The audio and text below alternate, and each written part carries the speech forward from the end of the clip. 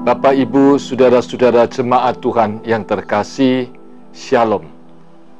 Sapaan rohani hari ini dilandaskan pada kitab Wahyu, pasal 12 ayat 1 sampai dengan 17.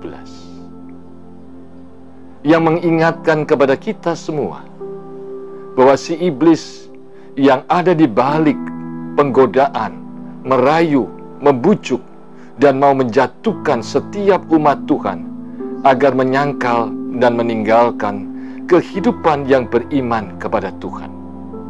Iblislah yang juga ada di balik semua penganiayaan umat Tuhan yang sungguh-sungguh beribadah kepada Tuhan. Tujuannya jelas, supaya mereka menyangkal Tuhan dan mereka mau hidup dalam kejahatan yang dirancang oleh iblis.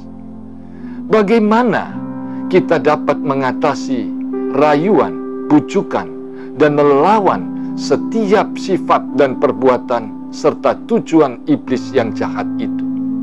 Wahyu pasal 12 ayat 11 mengatakan, dan mereka mengalahkan dia oleh darah anak domba dan oleh perkataan kesaksian mereka, karena mereka tidak mengasihi nyawa mereka sampai ke dalam maut.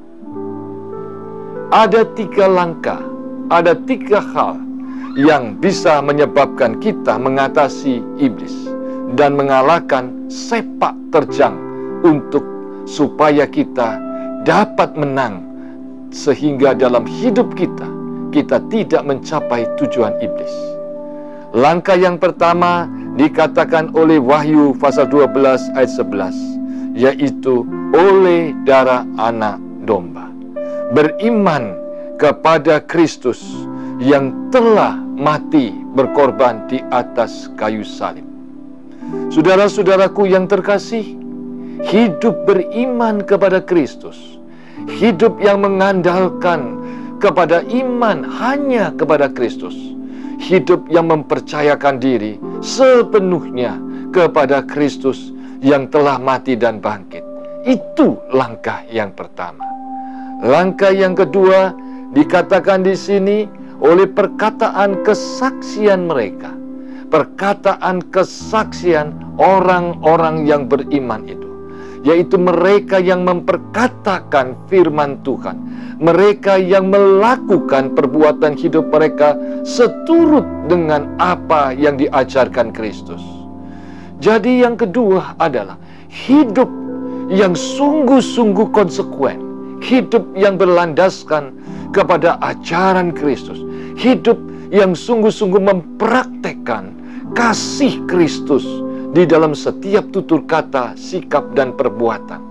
Itulah yang bisa mengalahkan sepak terjang iblis. Dan yang terakhir adalah karena mereka tidak mengasihi nyawa mereka sampai ke dalam maut, yaitu mereka yang beriman, mereka yang hidup di dalam kasih karena mempraktekkan ajaran Kristus. Mereka ini hidup dalam pengharapan sampai apapun mereka rela ikhlaskan dan korbankan, karena mereka lebih mencintai, lebih mengutamakan hidup yang dipimpin Kristus daripada apa yang mereka pegang. Itulah hidup dalam pengharapan. Saudara-saudaraku, ada 3 kata yang sungguh indah yang harus kita ingat. Mengalahkan upaya iblis, mengalahkan tujuan iblis, membuat kita bisa hidup untuk bisa mengatasi sepak terjang iblis dengan beriman di dalam kasih dan hidup dalam pengharapan hanya di dalam Tuhan Yesus Kristus. Biarlah di dalam situasi kondisi apapun dalam hidup kita yang penuh dengan kesulitan dan badai hidup ini, kita tetap hidup beriman kepada Kristus, hidup mempraktekkan kasih Kristus, dan hidup dalam pengharapan, tidak dalam penderitaan. Kiranya Tuhan memberkati firman.